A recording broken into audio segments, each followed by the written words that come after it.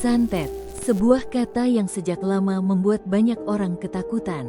Konon, ia mampu membuat seseorang sakit tanpa sebab, bahkan meregang nyawa tanpa ada luka yang terlihat. Namun pertanyaannya, apakah santet benar-benar nyata? Ataukah justru ada sesuatu yang lebih berbahaya, yaitu ketakutan manusia itu sendiri? Klik subscribe dan tetaplah bersama hingga akhir, karena kisah ini akan membuka sisi gelap santet yang jarang diungkap.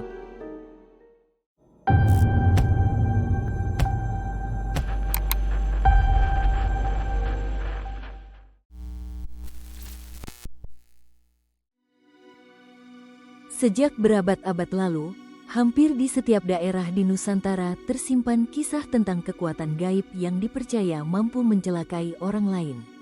Di timur Pulau Jawa, nama Banyuwangi sering disebut sebagai kota santet. Konon, hanya dengan sehelai rambut atau potongan kain, seseorang bisa dijatuhkan. Sementara di Bali, cerita tentang leak hidup turun-temurun. Bentuknya berbeda, namun intinya sama, sebuah kekuatan gelap yang dipanggil melalui ritual malam. Di Kalimantan, orang menyebutnya teluh, ilmu yang konon bisa dikirim lewat angin dan udara malam. Sedangkan jauh di Sulawesi, tenung masih diwariskan sebagai bagian dari tradisi, menjadi bayangan yang selalu menyertai kehidupan masyarakat. Ilmu-ilmu ini seakan tidak pernah benar-benar hilang, kadang dijadikan alat perlindungan, kadang ditakuti, dan kadang pula dilestarikan, agar cerita tradisinya tidak pernah hilang.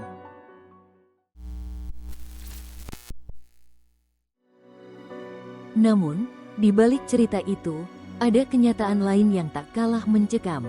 Kenyataannya, tidak semua penyakit dapat dijelaskan dengan mudah. Ada yang mendadak demam tinggi, tubuhnya kaku, bahkan muntah darah. Masyarakat pun segera berbisik, itu karena santet. Ada yang tiba-tiba kejang-kejang, matanya terbalik, tubuh menggigil. Padahal secara medis, itu bisa saja epilepsi. Ada pula yang hidup dalam tekanan, pikirannya hancur, lalu tubuhnya melemah. Gejala psikosomatis itu sering disalahartikan sebagai serangan gaib.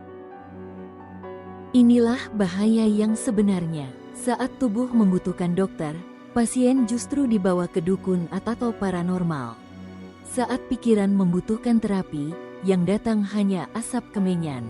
Dan seringkali, ketika pertolongan medis akhirnya dicari, semuanya sudah terlambat.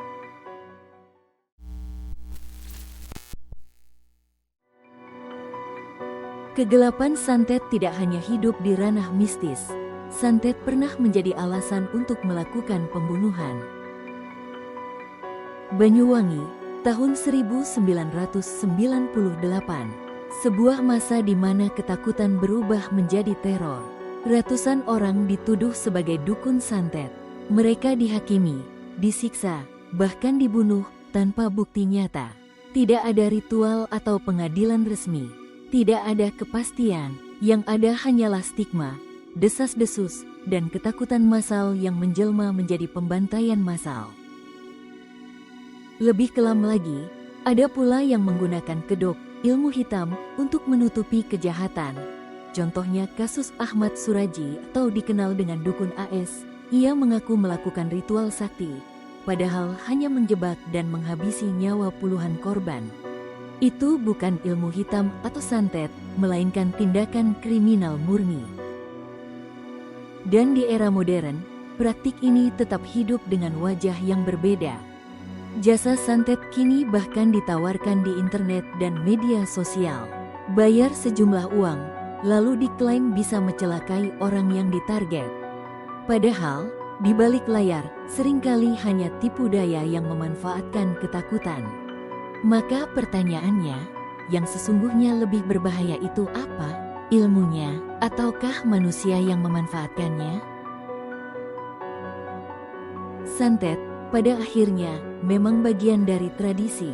Ia lahir dari rasa takut, dari imajinasi, dari cerita yang diwariskan turun-temurun. Namun ancaman terbesarnya bukan pada jarum yang ditusukkan ke boneka, bukan pada mantra yang dibisikkan di tengah malam. Bahaya sejati justru bersembunyi di dalam ketakutan itu sendiri. Ketakutan yang perlahan membuat tubuh merasa sakit, padahal sebenarnya sehat. Ketakutan yang sanggup menutup hati manusia, hingga tega menghabisi tetangganya sendiri. Dan ketakutan yang sama seringkali menjadikan manusia begitu mudah dimanipulasi. Kita sering lupa, ada kekuatan yang jauh lebih besar daripada semua itu, yaitu Sang Pencipta. Di hadapannya, segala mantra hanyalah bisikan, segala ketakutan hanyalah bayangan. Santet bisa menjadi nyata dalam pikiran, namun yang lebih nyata lagi adalah bagaimana manusia itu berubah ketika dirinya dikuasai oleh rasa takut. Jika kisah ini membuka perspektif baru bagi Anda, dukung channel ini dengan menekan tombol subscribe dan like. Karena masih banyak misteri lain yang menanti untuk diungkap.